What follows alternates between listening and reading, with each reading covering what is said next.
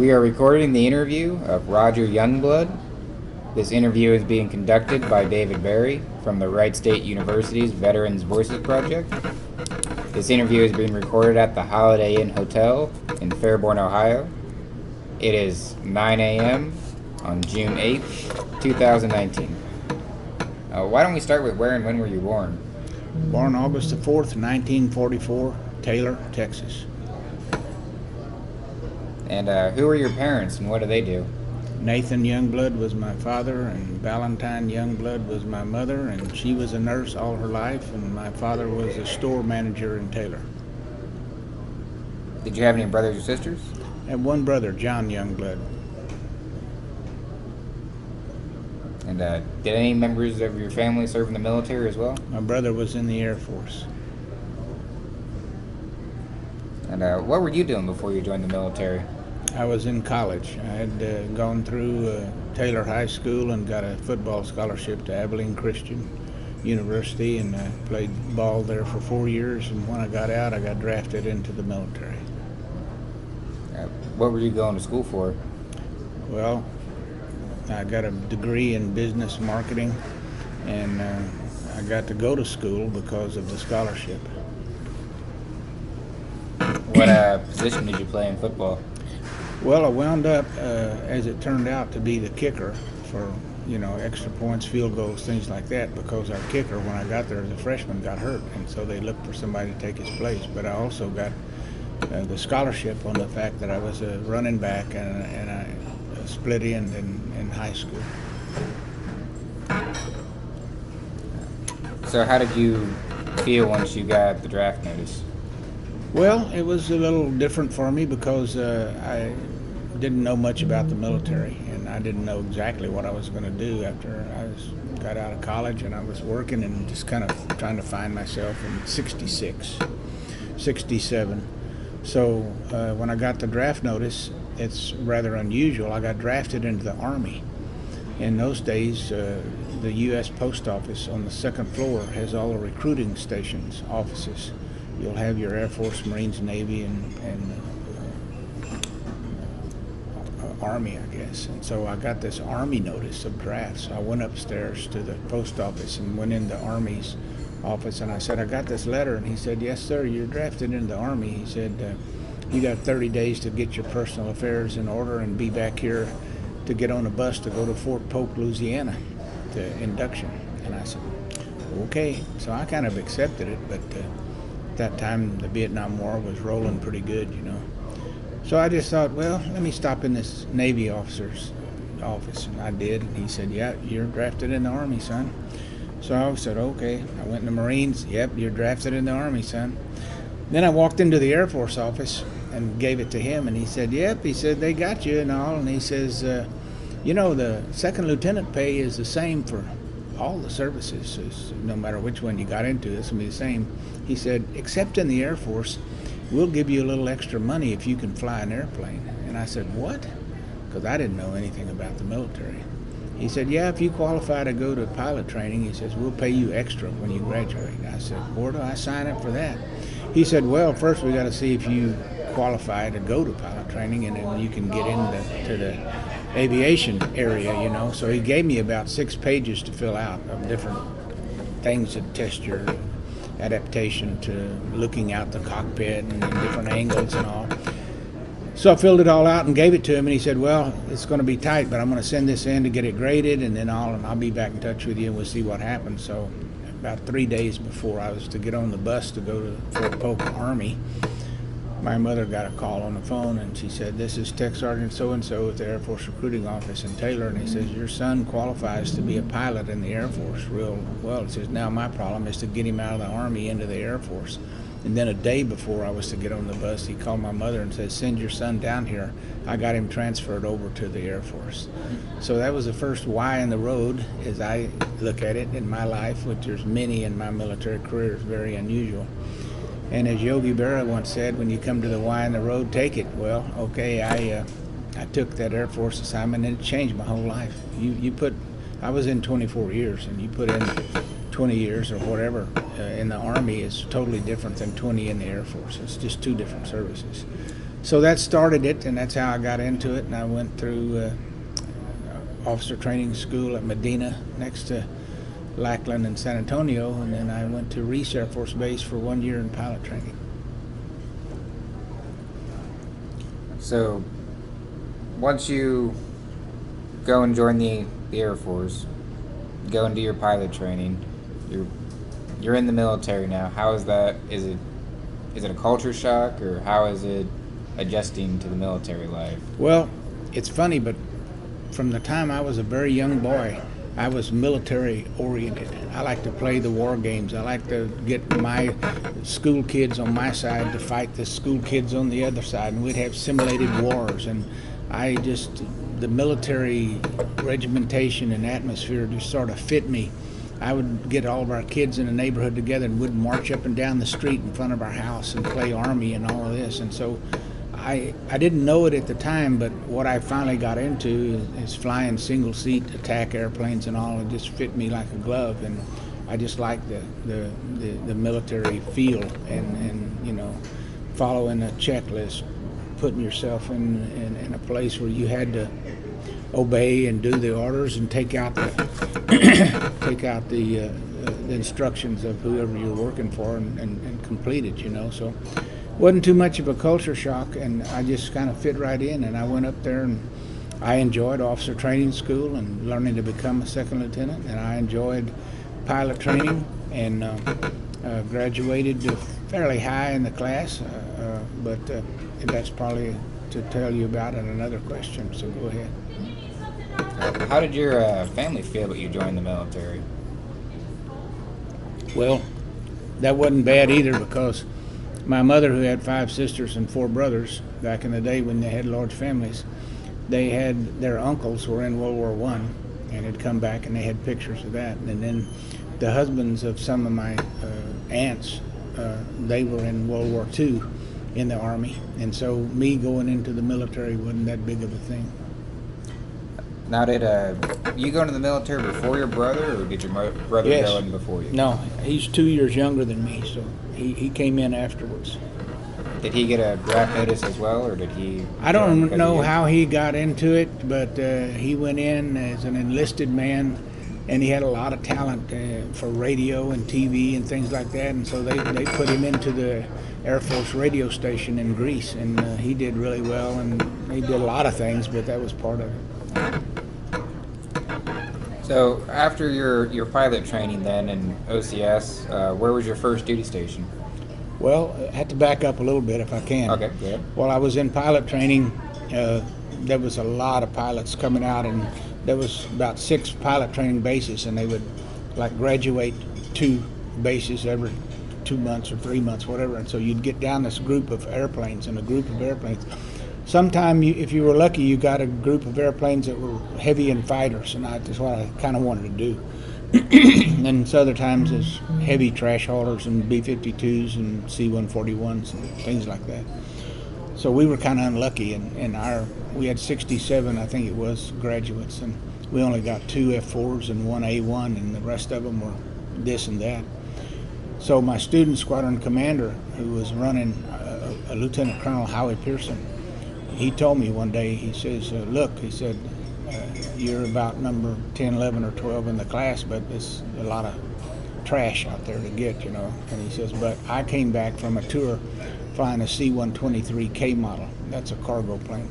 He said, it's a great experience. He said, your proficiency level will go straight up because you fly 4 or 5 times a day, 5 days a week, maybe, or more. And he says, you just continue and you'll really learn how to fly. And so I took his advice, and I didn't know any better about anything, but I knew what I wanted to fly, and that was an A-1 Skyraider, because while I was there at Reese, 2 A-1s came through going cross country and landed there at Reese Air Force Base, and I went out to look at those airplanes, and I said, man, this is great. I said, I'd love to fly this prop type airplane. I said, you can fly a jet any day. So I always wanted to fly the A-1. So I took his advice, and I got into my first assignment in Saigon in the 19th Special Operations Squadron, flying the C-123K model. And I can tell you how I got an A-1 if you want to hear that. Of course. So the day that I got to Saigon at Tan Son Nhut Air Force Base, I checked in and I went up to the MPC, or Military Personnel Center there on base, to give him my orders and see where I was going and what squadron and all this. And he was telling me all this. He's some tech sergeant in charge of personnel there. And I said, oh, by the way, I said, I don't know where I go or how I do this, but I want to volunteer for a consecutive overseas tour. Well, he about fell out of his chair. He said, you hadn't even been here a week. And he said, you don't know anything about Vietnam. He says, what are you doing volunteering for another tour? I said, well, I was told that President Nixon had made it a rule that if you volunteer for 2 tours back to back, you can get the airplane of your choice in the second tour. And I said, I want the A-1 Skyraider.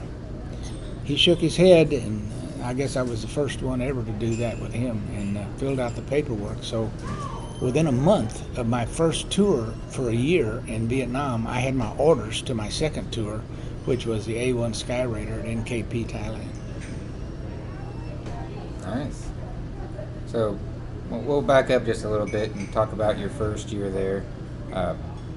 Was going to that base in Vietnam, was that your first time leaving the country? Yes. And how was that for you?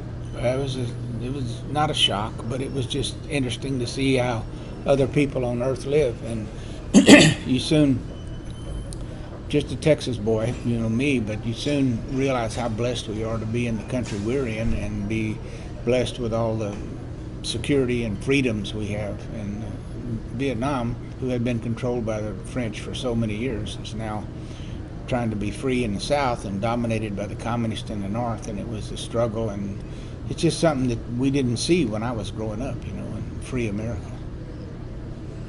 So your first year there, what were some of the duties that you were charged with like? Well, I was a line pilot, and I started out obviously as a co-pilot in the right seat. And just like Colonel Pearson had told me, we were flying 4 and 5 sorties a day, meaning we'd take a load in the morning out of Saigon, and we'd go to some base, maybe hauling weapons for the Army, you know, some round ammunition. We'd unload that, and then we'd be assigned to go back somewhere else, like Benoit, and pick up another load of maybe barrels of Agent Orange or gasoline or diesel or something, and haul that somewhere. And we'd drop that off, and then we'd go back, usually to Benoit, and pick up stuff, and then we'd haul troops places. And so by the end of the day, we'd flown 5 different missions, and then we'd go back to Saigon. And that was sort of the line, the duty. That's the way we did the stuff. And I had volunteered. I said, if anybody's sick or anything, I'll fly, you know, because I just enjoyed it. I enjoyed flying. It was just in me, and I really, but flying the C-123K model, most of the places we went into was 3,000 foot long, 50 foot wide PSP. And number one, you don't make a mistake, but number two, it's not really that hard, but we had an airplane that could reverse the props when you landed and all, and you know, you could stop. But the point being that your precision and your ability to fly as a pilot just sharpened up and got straight up, and your judgment went out of the roof. And that was what Colonel Pearson was talking about. So by the end of the year, I had flown, I don't know how many sorties, but it was a lot, and I was really ready and prepared to go into the A-1 Skyraider. And so I just, you know, I look back on that, another Y in the road there, getting that airplane to prepare me, because I could have taken a 141 or something and volunteered for another tour and taken the A-1 also, but it wouldn't have been the type of flying that the C-123K model puts you into.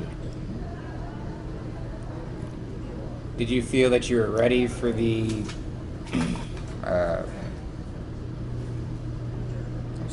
for the A1 once you got there, or after you did the year? Yeah, I did, because excuse me, because the reciprocating engine, the prop engine on the C-123 was much like the A1 engine. They were both recips. It wasn't going from a recip to a jet or vice versa. So I already knew about throttle, prop lever, mixture lever, and all that stuff, and it wasn't hard for me. So I adapted pretty quickly, and it was, as we say, fairly slow. The A1 is not fast, but it's faster than the 123, but it's not like going from 200 or 300 knots to 600 knots in a 105 or something. So that's I was ready for that.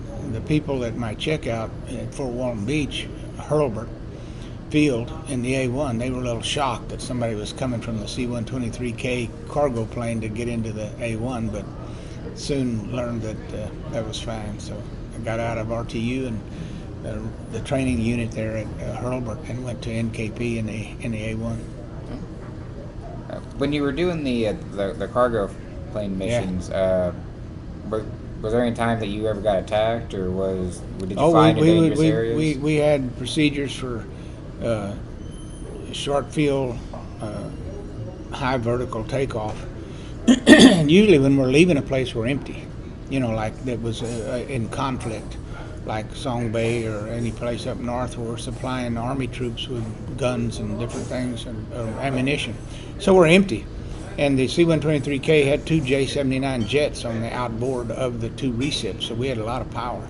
So you could take off and climb out at 40 degrees and just try to get straight up, because if you can, the cone that of vulnerability is not that wide. And so, you had guys that would come up within a mile of the base, and they would try to shoot at the planes that took off and just kind of climbed out normally and stayed low. So we learned to come in and drop all of our flaps and our gear and everything, and come down fairly steeply, and then judge how to round out and land on a short field. And we learned how to take off and climb out at a steep angle. So it was good, and I hauled prisoners too. We hauled a lot of Viet Cong prisoners out to an island off the shore of South Vietnam, and that was another interesting mission. Do you want to talk about that? Well, when we would pick up these prisoners, it was kind of a special mission. They didn't say prisoners on the manifest and all for my day. When I'd get my 4, 5, 6 sorties that I was supposed to do a day, it would just say packs, meaning people. So I'd go somewhere up north, and they would have captured maybe 50 or 60 Viet Cong prisoners, and they would strip them down to their underwear, and literally that's all, no shoes, no nothing. And they had pallets on the C-123 at that time, and that means the thing that you usually put cargo on that rolled on and off. And they brought them in row after row, and they set them down, and they put them with their hands tied behind their back. And they were sitting on these pallets, and they put these tie-down straps across their waist, and they were packed in there fairly tightly, like sardines, But we wasn't going that far, maybe an hour's flight. And so what I instructed was my loadmaster to get in the back with an M16, and my flight engineer to get on the steps that came up into the cockpit with his back to me and looking out at the prisoners with an M16. We had 2 or 3 South Vietnamese Army troops with us, Army guys, and they had their M16s, and I had them translate that if anyone tries to get up or whatever, you just be shot right there, and there's no messing around about it. And so they stayed tied down and all, and I didn't have a problem, and I got out to the prisoner of war camp off base on the island south Vietnam. And of course they had more Army troops there that took them off and took them into the POW camp and all. And they were actually treated fairly well versus how we were treated by the North Vietnamese. So when you transitioned from doing the cargo flights to the A1, did you have any time between any of that, or was it? Yeah, it was. You also, in addition to getting the airplane of your choice, President Nixon had given the person going back 30 days free leave. So you had 30 days of regular leave every year as a military man, but he gave you 30 days of free leave.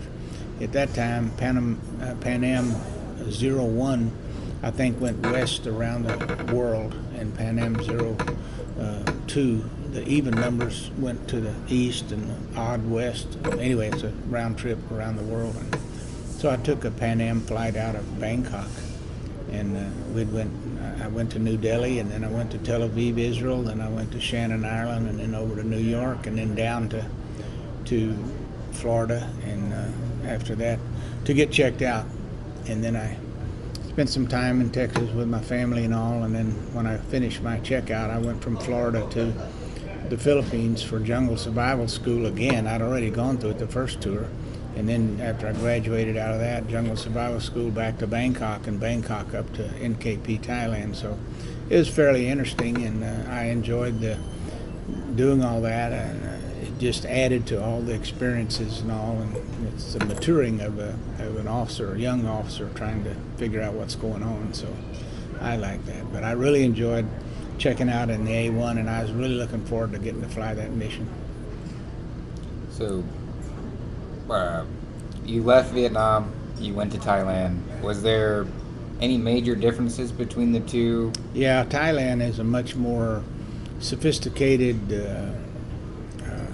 I'd say kind type of people and country. If you listen to the sound of the voice, there's a big change in the voice. It's changed. Like the Vietnamese talk very quick and fast, and you know they're businesslike to a point. And Cambodians are a little bit the same way. Laotians, the Koreans they have a very deep, rough voice, and they're really businesslike and all that. Or they're totally fun and not caring about business. There's no middle of the road.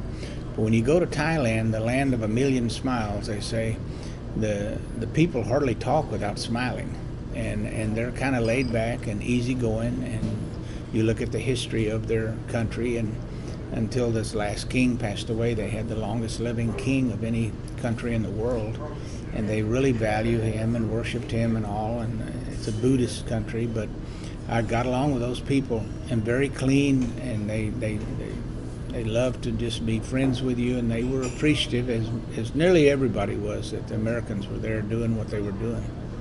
So I really like Thailand, and they're 100% different from all the rest, and you could see it. So I did gain that while I was in Thailand, that knowledge. So what did you think of the base and getting to finally be on the A1? Well, when I got up there to the base, and I had seen the country, of course, now. I'd had a year underneath me in Vietnam, but I knew that Ubon and Karat and Tak Lee were American bases where they had F-4s, 105s, and different things. And they're fairly sophisticated, nice base, and you're living with GIs, U.S. Americans. But when I got up to NKP, it was pretty far northeast in Thailand, and had been cut out of the jungle and in the last 10 years. And it was okay, but boy, it was stark, and it wasn't anywhere near like you didn't live in a big community. Ubon's in the community of Ubon Air Force Base, and same as Karat and Tak Lee. So you got the community, huge community that built up around the base. Well, this one was out in the jungle. We didn't have it. It was 10 miles maybe to the city of Nakhon Phanom by the river, of the Mekong River. So we didn't have that city atmosphere surrounding our base. So we were out there, and it was good, but boy, it was strictly special operations. It was a special operations wing. We had all the special operating aircraft were there. So I loved the mission of the A1 because of what we did, and so yeah, I enjoyed it, even though it was a little on the stark side. So what were your duties now that you were in Thailand and now in the A1 program? When I first got there, assigned to the first Special Operations Squadron of A1s, they had just closed 2 other squadrons there on the base in the last 6 months. And if you had over 6 months in country, you could de-roast or go back to the States. But if you didn't have 6 months in, you got assigned to the first SOS. So when I walked in, there was a lot of lieutenant colonels in there. They were top heavy, and a lot of guys. There was a big squadron. And so I didn't realize it at the time because I'm young in my career. But that's what the reason for all the heaviness in rank was in there, and everybody's kind of fighting to get a flight and this and that and everything. So, but I learned to love the first SOS because of the mission. They had the mission of search and rescue, which was a Sandy call sign, and they teamed up with the Jolly Greens to go and pick up people that got shot down or whatever, our allies and our own. So that was pretty cool. So of course we delivered iron meaning Mark 82 bombs and all up to the PDJ and all over Laos and different places, and even into Vietnam if we needed to. Got fragged to do it, but it was once you got into being a Sandy and flying that mission, there's no other. That was the best mission of all, because you're saving American lives, so to speak.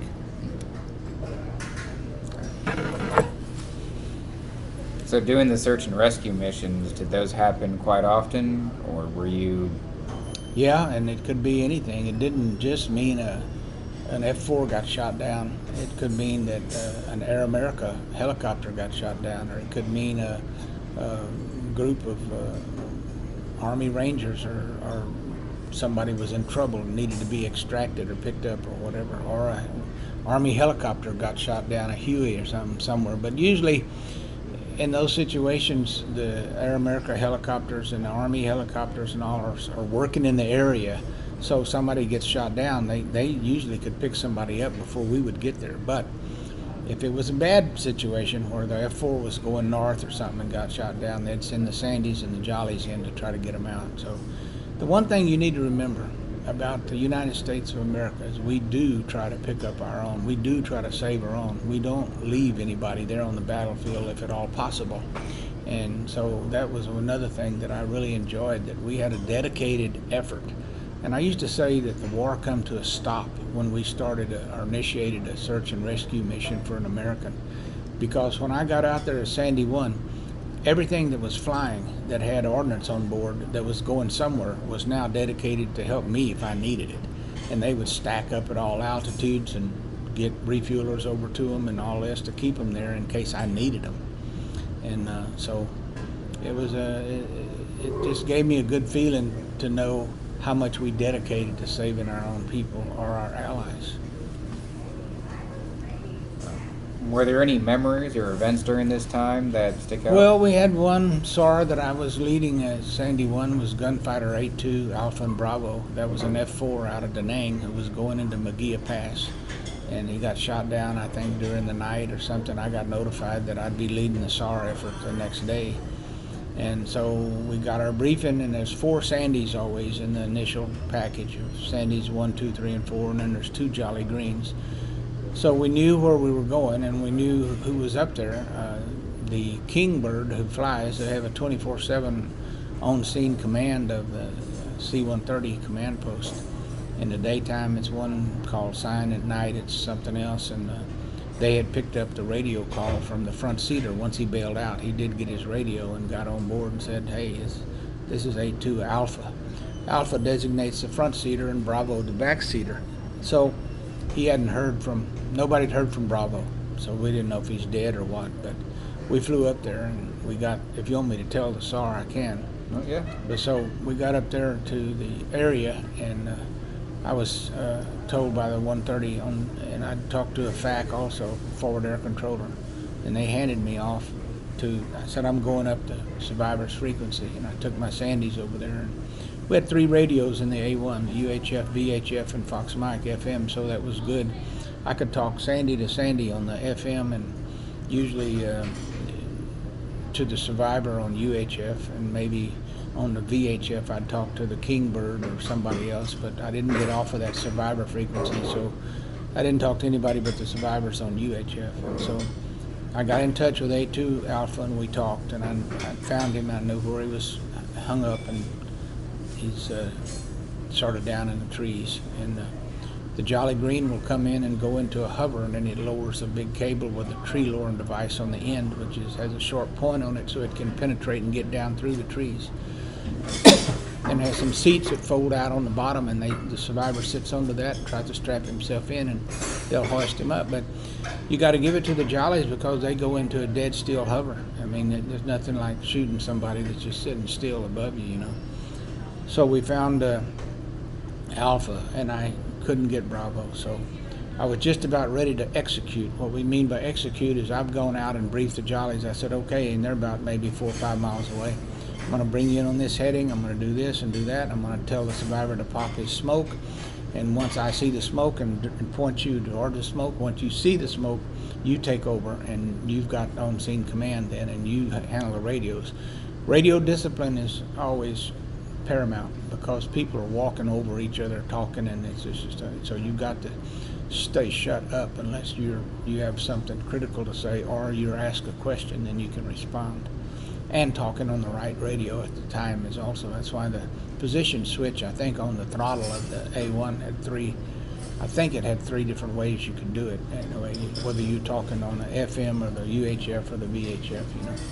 So I had executed, and we were going to bring in the Jolly to pick up Alpha, and then Alpha hollers at me and he says, "I just heard Bravo. I just heard Bravo." It'd come up on the radios. I think he was probably listening and knew that he was fixing to get his ass left out there in the jungle if we didn't know something. So I said, and this is all now on YouTube somewhere. You can listen to this whole thing. I said, A2 Alpha, did you say you talked to Bravo?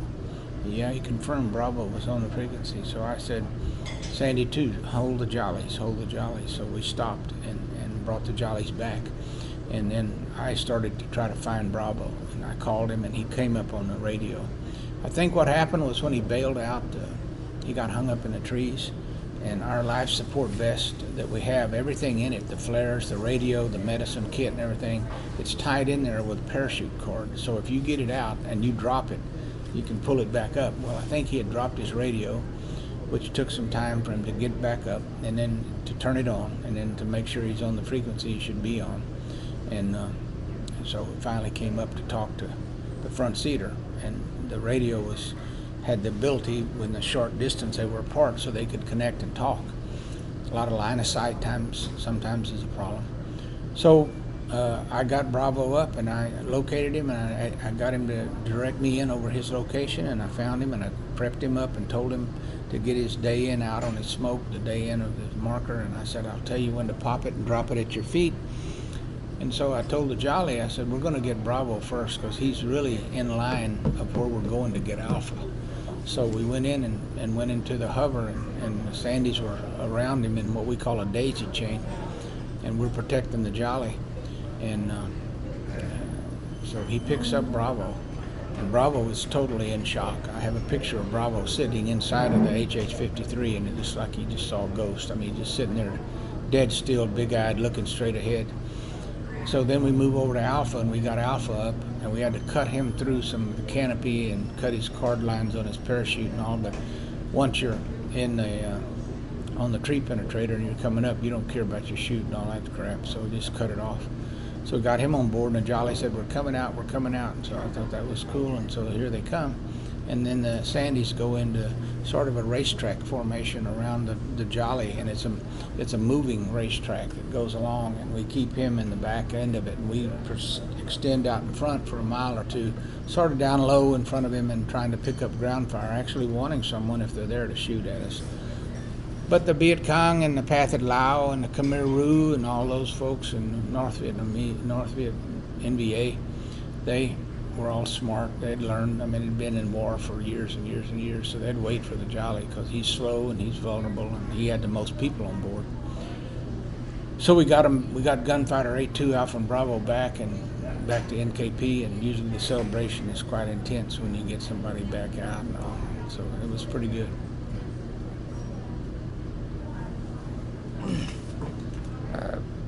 Did you normally have a lot of small arms fire or anti-aircrafts when you go out for a search and rescue? Sometimes if you were bringing in F4s and you were trying to what we call sanitize the area, you know, if there's a road leading into where we were going to pick up the guy, we'd want to knock out the bridge, or I'd turn that over to a FAC. I'd say, hey, cut off that road up north and you go over on another frequency with your F4s and 105s and whoever the hell else, and drop bombs and all. And you had to think that those guys up there didn't have much gas anyway, so they wanted to come help out and then go home.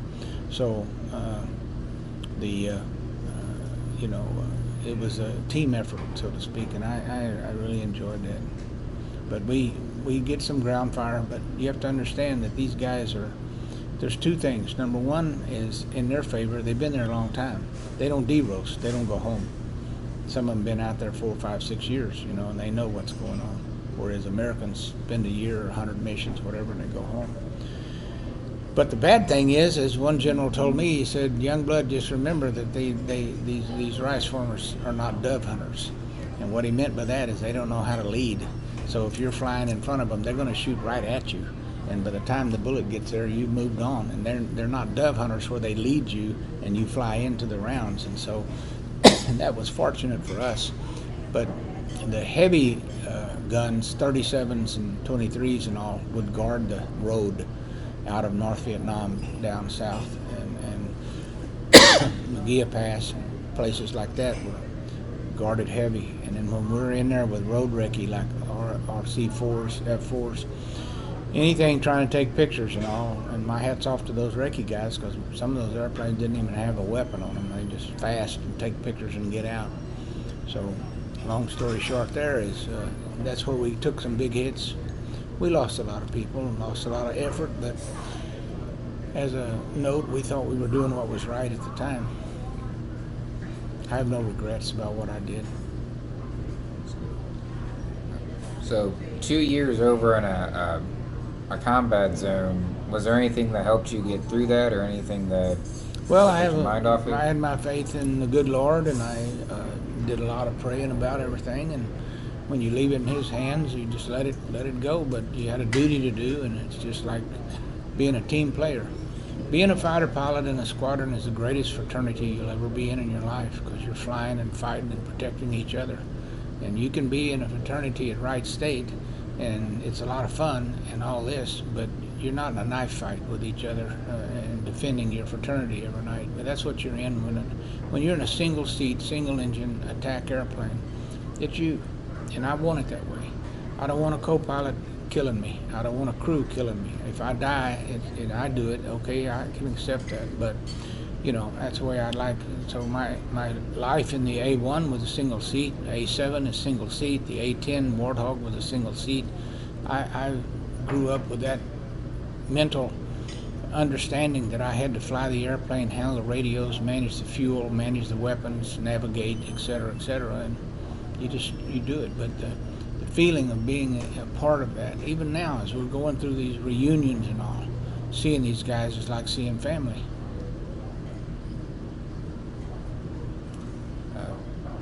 When you guys weren't flying mission, what would you and some of your other airmen do for fun or recreation?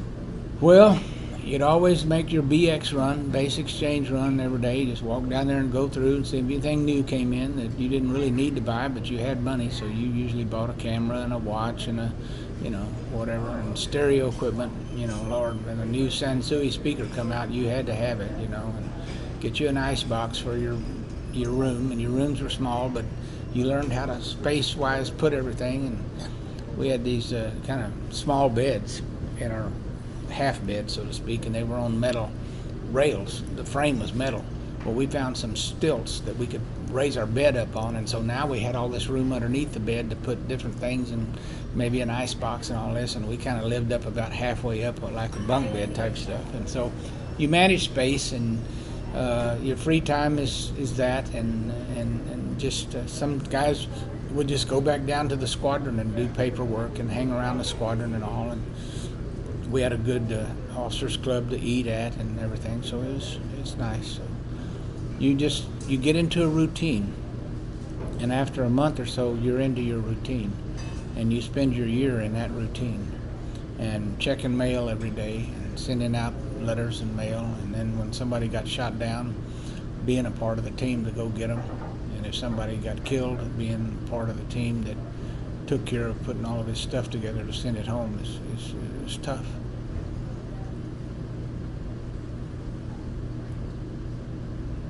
Were there any other memories or events during either your time in Vietnam or Thailand?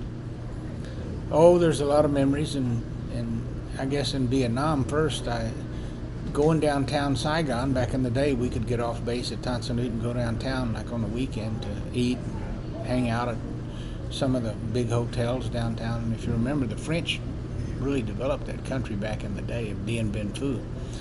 And the French influence of cognac and French cooking and all that, and the Vietnamese, it was unbelievable. In the morning you'd smell their bakeries and their breads and their croissants and everything, and their coffee tasted French and all this. And so I really liked the culture, and the music was a little different. It's a kind of a whiny sound to it, and I didn't get the rhythm. You know, I was a rhythm type person with music. I get to Thailand, it's a little bit the same. The music's a little bit different, but they're very graceful, and they love to dance and all. And if you see Thai dancers dancing, it's an art all unto itself. So I guess the culture was totally different from the U.S., and then the culture was different between the two countries. And then I got into Phnom Penh in Cambodia, and they had gone through some horrific stuff, and so they were pretty much the same way. But the almighty dollar rules, and if you had dollars, you could go on the street and get nearly anything you wanted, from watches to clothes, handmade, and to televisions and whatever you wanted. You know, I mean, if that's what your deal was, the dollar drove everything, and so I enjoyed that. But yeah, it was different. But after 2 years, I got a special opportunity, so that was that.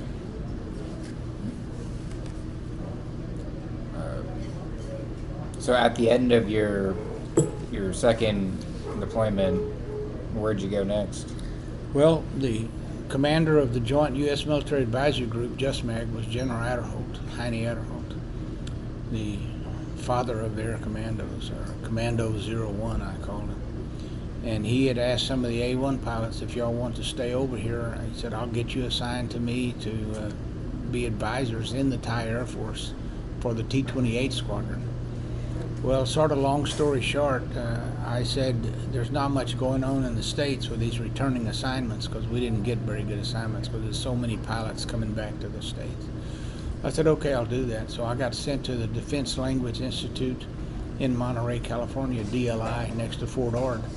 And that 1-year tour in DLI to study the Thai language, to prep me to be back in as an advisor. So I went back there, and that's in the famous area of Cannery Row and Pebble Beach and all that. It was nice, in Carmel. And so after the year of studying the Thai language, I came back to be an advisor for 3 years with General Adderholt, and I'm right back into Thailand. So I enjoyed that, and I got assigned to a base up north that was just Thais. So I certainly learned how to use what little bit I knew of the Thai language, and got my proficiency level up in that, because there wasn't any Americans on the base except one other sergeant that was, or one sergeant that was my aircraft mechanic. He made sure my airplane was in good shape. So going from flying cargo to flying the A-1 and doing search and rescue to now being an advisor training, how was that adjustment from? Well, the air was the same, because I was in Vietnam Air and Thailand Air and Advisor Air, and the people that you dealt with were sort of similar because they were, you know, Asian, and I love food, and being from Texas, I love food, so I enjoyed the fish and the preparation of food in Vietnam. Didn't like much the smell of their nuc bom, which is the sauce that they cook everything in. It's pretty heavy. But I love Thailand because they use all natural ingredients, and I'm talking about food maybe too much. But the one thing I picked up from every country I've been in, Korea including, because of the seaweed that's 100% iron and garlic and different things, is how healthy those people are. And they live to be 100 years old, so to speak, and just eating small amounts of food each day, but they're very, as I say, organic in what they do. But then on the other hand, they are not very sanitary out in the field with how they fertilize their foods, and you know, it's a lower level of life, standard of living. But I learned a lot. It's like getting a master's or doctor's degree in human relations, to learn how to live with these people and to see what they've been through. And every one of these countries is many, many times older than the United States was. So again, you learn to appreciate the United States and how much we've done and how far we've come from George Washington to President Trump. And when I think about aviation, I look at the Wright brothers and the year that they first took off in their airplane. It's sitting over here in the museum, or one similar, and how we went to the moon in such a short amount of time, like 70 years. And I often ask myself, I said, what do we do for the first 2,000 years? Well, we just sitting around? How come we didn't know? How come we didn't develop mentally and academically and everything? But you have to hand a lot to the United States way of life and where we've come. And when we brought over all the Europeans and the Jews and everybody that were really smart, they have probably more doctorate degrees and inventions and patents in Israel than anywhere on earth. And these people come to the United States and they learn how to mass produce the Ford car, and they learn how to do this and that, and learn how to drill for oil, and then, and then capitalism and being free to do what you want to do is what made America great. And I saw this great contrast between the communist regimes of North Vietnam and trying to suppress and control people and keep them in poverty, and then the lifestyle of living under a king in Thailand, which was a lot more freedom. Their government is much like England's with a parliament. And then, I said, we're truly fortunate and lucky to be in the United States and have all the freedoms that we have, and they're guarded by our U.S. military to keep people from taking them away from us. That's my story, and I'm sticking to it. Okay. All good. So what year were you working as the advisor? I got there in 73, and I got out in 75. I was involved in the fall of Saigon, South Vietnam, in 29 April of 1975, and I was involved in trying to help save some of the Vietnamese people that were coming out. Is there anything about that event that you like to share? It's written up in the January issue of the Smithsonian Air and Space Magazine, 1997. It's called Escape to Utapao. It's written up in the Warbird Digest, some late issue in 2018, I think. And long story short, my involvement with General Adderholt again was sort of being right time at the right place, and I had been flying A1s, and he knew that, and there was another man in country, Major Jack Drummond, who had flown A1s. So when all these airplanes came out of escape from South Vietnam into Utapao Air Force Base in Thailand, there was F-5s, A-37s, AC-119s, C-47s, C-130s, O-1s, O-2s, whatever. A lot of helicopters, UH-1s. He told Jack Drummond and I to go down to Utapao and to steal as many of the A-1s as we could and fly them up to Tak Lee. And steal is the proper term. Some people say you need to say reposition previously owned U.S. equipment, but that wasn't the way it was. So I would like the word acquire. Acquire, yeah, reacquire U.S. equipment. That's cool. So General Adderholt was able to reacquire all the F-5s and A-37s and lift them up out of Utapao in these hangars, these helicopters and trucks, and get them onto the USS Midway flat deck out there just off the coast. He brought back a lot of airplanes for the United States, and then we got to reacquire 4 A-1s. On the first day, 5th of May, 75, we flew out 683 and 332. Those are the last three numbers of the tail, and got them up to Tak Lee and hit them in a hangar. And then the next day, the 6th of May, 75, we flew out 606 and 665, which 665 is now at the Sevierville Air Museum, or Tennessee Air Museum, Warbird Museum in Sevierville, Tennessee. And 606 is at the Cavanaugh Flight Museum in Addison, Texas, next to Dallas, and they're still flying today. 683 is at Colorado Springs at another air museum. 332 is at the Smithsonian Air Museum, and it's needing some parts or something before it can be on display. But I was involved in that, and that was quite an effort. And it was a Wild West show, because at Utapao, you have to remember, the Cambodian government had just fallen, and the Cambodian Air Force had escaped out of Cambodia to Utapao. So on those days of April and May, you had the U.S. Air Force, the Thai Air Force, the Cambodian Air Force, and the South Vietnamese Air Force all on one base. And there was hundreds of airplanes on the grass, on taxiways, everywhere. So it was totally a Wild West show. Nearly anything goes. And SAC, Strategic Air Command, had control of that base because of the B-52s. And they were pulling their hair out because they do everything by the book. And there was very little done by the book. You got out, little airplanes like the O-1 would land, which was to carry one pilot, and you'd see him unload his wife and 2 kids also. And it was this kind of thing.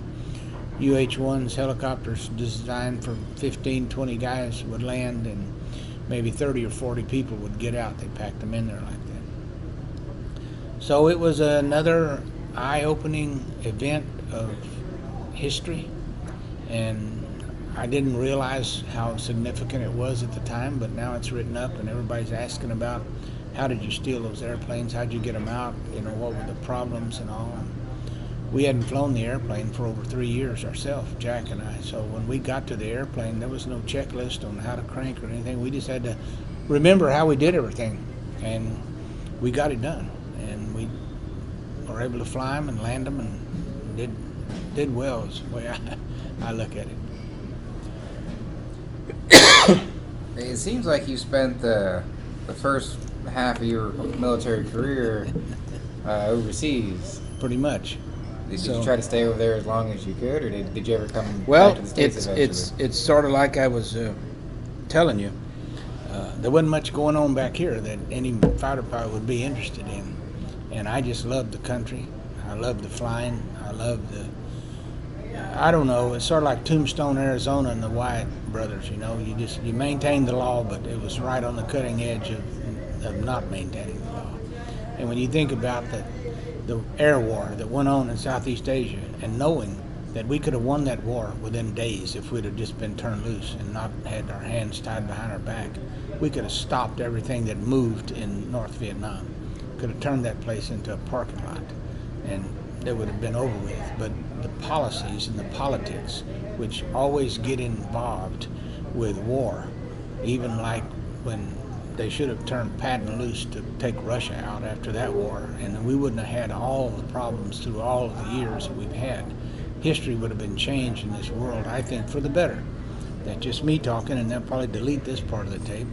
But anyway, had we been turned loose in Vietnam, we had the strength and the power to crush the communists in North Vietnam and keep the people in South Vietnam free. But politically, that wasn't the thing it seems to do. So even from getting our POWs back, which if you were here, you probably weren't last night, we heard from Jimmy Butler, a famous nail fact, who believes like I do that there was some POWs left in North Vietnam that weren't in Saigon. weren't in Hanoi. They were still out in these capture first POW camps like in Laos and where they were before they were transported into North Vietnam. So politics gets in the way of flying and fighting and winning. And when you do that, it's not a winner.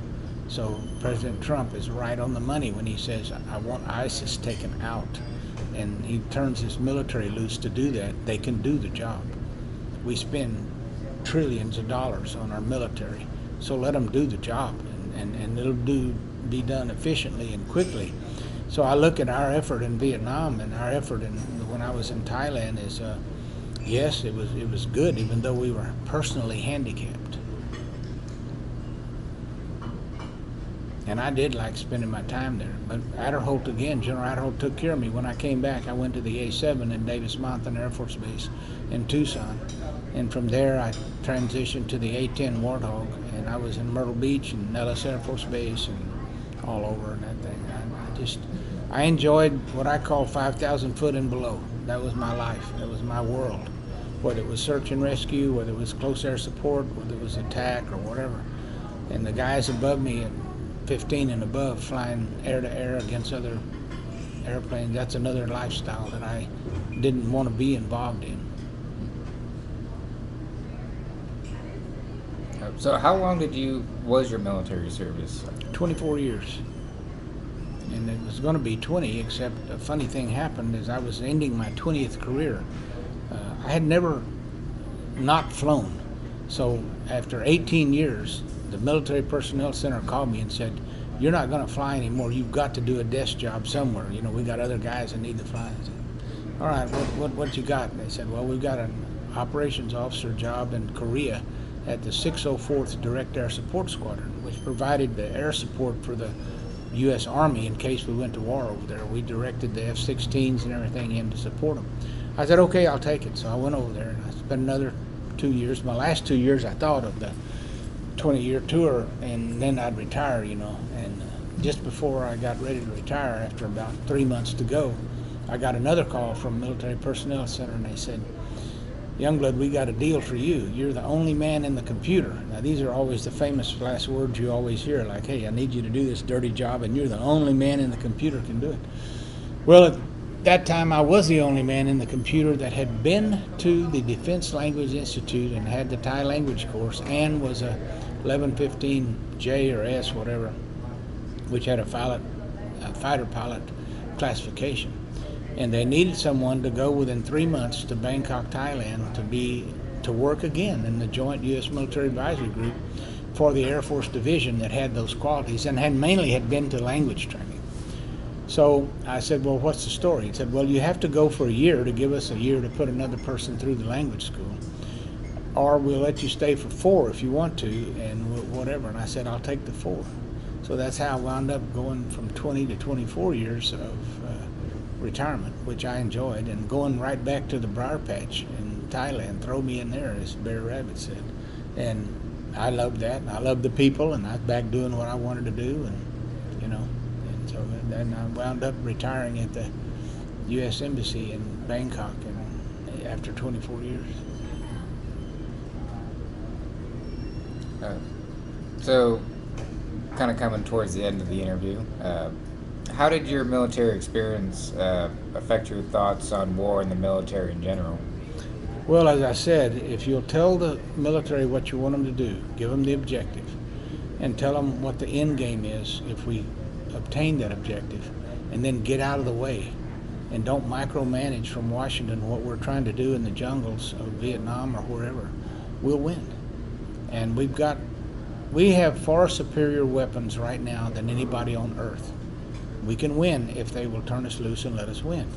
I believe in a strong military, because a strong military is a projection of power by a democratic country, and it's what enforces and keeps the Constitution and everything intact for us. We have the best government that was ever devised on the face of the earth, ever. And now, as Franklin or somebody said, now let's see if you can keep it. And it is a republic, and it is unique, and the military is really the backbone of our freedom. And if you'll get the politics out of it, and socialism is not the answer, liberalism is not the answer, because you can look at all the socialist countries in the world, as Cuba and North Korea and Venezuela and Russia and all, they've all folded. Their people are living in misery because the thought process of how you put that country and that style of government together is wrong. There's no freedom. Entrepreneurship, everything is down, but you let people be free to compete, and you'll see the cream rise to the top, and you always get the best product invented. So I love America. I love what I did. I would do it all over again if I had to, and now that I'm out and I'm reunioning with my buddies and from Vietnam, and whether it was the A1s or the C-123s or the whatever it was, I enjoy it and I love it, and I'm proud to be an American. We only got a couple questions left. Is there anything you feel like we haven't discussed or should be added to this interview? Oh, there's probably quite a bit, but like I said, I'm going to mail you a package, which I didn't get your questionnaire until I got here. There's many questions you asked that I have the answers to, but they're all in my home, so I'm going to take your address and I'm going to mail it to you, and I hope you'll include it. But yeah, definitely. Yeah, you could, there's courses in Wright State on military history. So I could sit here and talk to you about what I think personally we could have done better, which it's not a lot, because we spilled a lot of American blood everywhere. It's like one general said when we were accused of conquering other countries because we wanted to take them over, and he said, the only land we ever asked for is a piece of land to bury our dead. And that's like what you saw on D-Day and all our cemeteries around the world where our Americans are buried, and that's all we asked for, and then we'll get out of your country and let you screw it up again, probably. But it's amazing that people don't learn the value of freedom, because it's not free. I did get to see the U.S. cemeteries visiting the beaches in Normandy, and I got to tell you, that was one sight to see. Yeah, unbelievable. And every two things ought to happen. We ought to teach civics and history about how we become this great country in our schools, and that's been taken out by the liberal core and all that. And we need to make for sure that we honor and respect the flag. We stand for the national anthem and different things. And when we let that, what I call socialist aspect and communist aspect creep back in, it affects our young kids. And back in the 60s when we went liberal totally, and those kids who graduated back then became professors who are now turning out college graduates, you see why, as on today's Fox News, so many graduates are saying, well, you know, the communist China has a great way, a great government. We might ought to try it here in the United States and all that. You hear things from young people who have brilliant minds, who have opportunity to go to great colleges and universities, come out with some of the worst ideas because they don't have they haven't been taught history. They haven't been taught the demise of countries that were terrible because of Hitler and Stalin and all the rest, and the Japanese and everything. But we've defeated them all if we're allowed to do so, because freedom will always win. If you let people fight for freedom, they will win.